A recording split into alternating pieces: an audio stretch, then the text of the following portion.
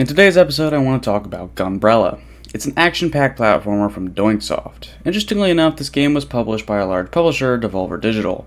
They've published games like Into the Gungeon, Cult of the Lamb, and Inscription, so they're definitely not small. But despite that, I noticed that Gunbrella is still pretty small with less than 1,000 reviews as of writing this. Let me begin this review by saying that I am a huge fan of side-scrolling platformers like Shovel Knight, Celeste, Hollow Knight, The Messenger, Broforce, Cuphead, Katana Zero, and probably numerous more I'm forgetting about, and I'm only thinking about the indie games. My point is that Gunbrella most certainly lands in a preferred genre of mine. In the case of our last highlight, Fashion Police Squad, this kind of worked to the game's detriment as I am serious about my old school shooters, but for an action platformer, I may be significantly less picky. Still though, my expectations would be a little higher than usual, and while this game did not exceed my expectations, it didn't fall too short either. Honestly, this game was a solid piece of entertainment, but I didn't find anything particularly special about it. The most important aspect of a platformer is certainly the control of your character, and Gunbrella's controls are about what you would expect. The actual mechanics that this game presents are probably the best thing going for it. Your titular device, the Gunbrella, allows you to dash in any direction, slow your fall, block projectiles, and if timed correctly, reflect them as well. The dashing alone creates fun platforming and gives me an opportunity to traverse the map at a ridiculous pace, which I very much enjoy. This also helps the combat, which is remarkably simple, but because of the dashing and blocking mechanics, it can be very fast-paced and there are many ways to defeat enemies, so it does not get stale in this short game. Although the combat mechanics allow you to get somewhat creative in how you go about defeating the enemies, it can be a little awkward sometimes. The Gunbrella does not have a lot of range, and to me at least, the spread feels a little inconsistent. I can't quite put it into words completely, but there is something a little off about the combat that I can only notice when there's a lot of enemies swarming me. It might be a little bit off, but it is nothing you cannot get used to. This is only something I noticed when I went back to grab some footage for the video, as I actually played through the game a few months ago. I actually remember the game being rather easy on normal mode aside from a few bosses. The bosses were not my favorite part of the game, as they all follow a similar formula of block projectiles with your umbrella and then shoot the boss.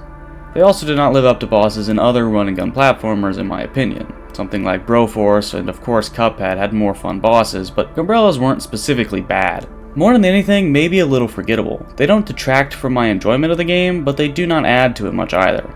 Although they do give the other ammo types a purpose. Throughout the game you can find different types of ammo for your Gunbrella. I virtually never used these other ammo types outside of bosses aside from rifle rounds. You have to be more precise with the rifle rounds as it does not have any spread, but the bullets cover the whole screen so you can take something out from a range, which is nice. However, you have to buy the special ammo by the round, unlike the shotgun ammo which is infinite, so you have to control how much you use. This is fine as I save most of it for bosses and then spam them with every type of ammo I could get my hands on. Overall, this is a fine mechanic that I don't make much use of. My only real problem with the ammo types is the little menu needed to change what you have equipped, which is a tiny nitpick. You have to use the up and down arrow to navigate a little menu in the top left and select the kind you want, which is, of course, not easy to do in combat. A feature like this can be hard to implement on controller. On keyboard, I would just assign each type of ammo a number I can press, much like your loadout in most first-person shooters. Of course, you can't do that on controller. Personally, if I was making the game, I would probably go the Mega Man route and just put the ammo selection in a menu that pauses the game. Although this does slow things down a lot, it also makes it a lot easier to think about what you want and actually equip it without getting pummeled by everything around you. Alternatively, you could also add a keybind for last equipped, so you could switch between your shotgun and whatever your preferred secondary ammo type is at the press of a button. It's not perfect, but it could speed things up a little bit. Moving on though, I need to compliment this game's art. I admit I'm a sucker for good pixel art, but this pixel art is fantastic. It portrays a gritty environment so well. The lighting effects are impressive and amazing, honestly. Everything in the foreground is well designed and drawn. I don't remember a single instance of me looking at something and not understanding what it was supposed to be. The backgrounds are also visually interesting and many of the important characters have cool designs. The bosses also have pretty epic designs. As an artist myself, I am jealous. I wish I made a game that looks this good. Music is not something I often notice in a game, and while I did not explicitly notice it in this game either, I went back to have a closer listen, and it was pretty good. It is kind of unique and fits fairly well. I know some people care a lot about their video game music, so I figured I would mention it. The game takes place in this sad world that is full of despair, and the gritty art and color palette lend to this very well. However, the dialogue in the game doesn't really feel right given the world.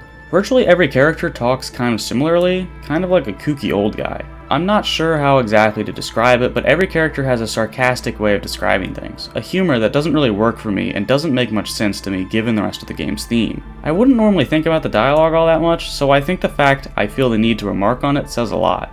I found it genuinely distracting throughout the game. The story in the game is mediocre. I saw that most of the negative reviews were complaining about it and saying it was rather bad, but like a lot of the things in the game, I didn't explicitly hate it. The story is very basic and it just kinda happens. I never got invested in it or ever wanted to know more about the world. Normally I would be fine with a game with no story or world building, but this game clearly tried and it's not something I think they did well. The dialogue and story are my only legitimate problem with this game, but I do not think it overshadows the fun to be had in the game, not by a long shot. Overall, I would rate this game an 8 out of 10. The art and gameplay are both great, but the story and dialogue are definitely subpar in my opinion. It has its drawbacks and it didn't blow me away by any means, but it was still an enjoyable playthrough. The game takes around 5 or 6 hours to beat on your first run through, so $15 may be a bit steep for some, but I'll leave that up to you all. If you're an indie game dev watching this and have a game on Steam you would like me to talk about, let us know. You could comment down below or DM us on Instagram. Thanks for watching, and I'll see you for the next indie highlight.